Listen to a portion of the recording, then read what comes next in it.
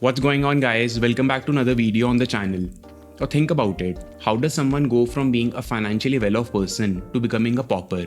How does someone go from being a janitor to becoming a philanthropist? Doing well with money has less to do with how smart you are and a lot more to do with how you behave. In The Psychology of Finance, Morgan Housel has given short stories to convince you that soft skills matter a lot more than the technical side of money.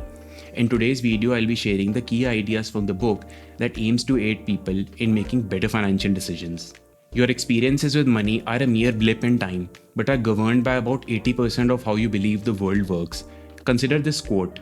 People from different generations, raised by different parents who earned different incomes and held different values in different parts of the world, born into different economies, experiencing different job markets with different incentives and different degrees of luck, learn very different lessons. Mark Zuckerberg, Bill Gates, Cornelius Vanderbilt, and John D. Rockefeller. This is a list of some wildly successful business magnates. Luck and risk are both the reality that every outcome in life is guided by forces other than individual effort.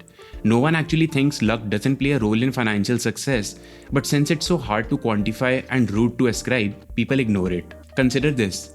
Bill Gates experienced 1 in a million luck when he ended up at the school where he studied at.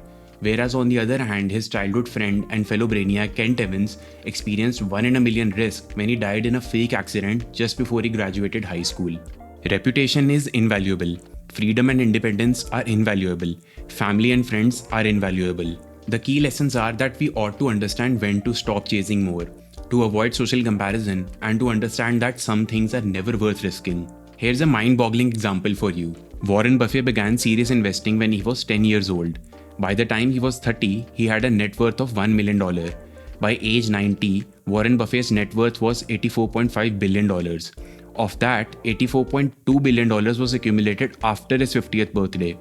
$81.5 billion came after he was in his mid-60s. His skill is investing, but his secret is time. On the same note, understand that there is a difference between getting wealthy and staying wealthy. There is only one way to stay wealthy, a combination of frugality and some paranoia. People want to become wealthier to make them happier. But consider this, money's greatest intrinsic value is its ability to give you control over your time. The ability to do what you want, when you want, with who you want, for as long as you want is priceless. For the groups of people who don't think they can save and those who don't think they need to save, here are some reasons as to why you can and should. Building wealth has little to do with your income or investment returns and lots to do with your savings rate. More importantly, the value of wealth is relative to what you need. Past a certain level of income, what you need is just what sits below your ego. So people's ability to save is more in their control than they might think. So how should we think about and plan for the future? The idea is that we have to take risks to get ahead, but no risk that can wipe you out is ever worth taking. Avoid single points of failure. Bear this in mind. The biggest single point of failure with money is a sole reliance on a paycheck to fund short-term spending needs, with no savings to create a gap between what you think your expenses are and what they might be in the future.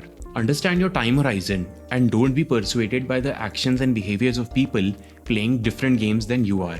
Identify what game you are playing. Alright, so that wraps up a good portion of the main ideas contained in the book and brings us to the close of the video.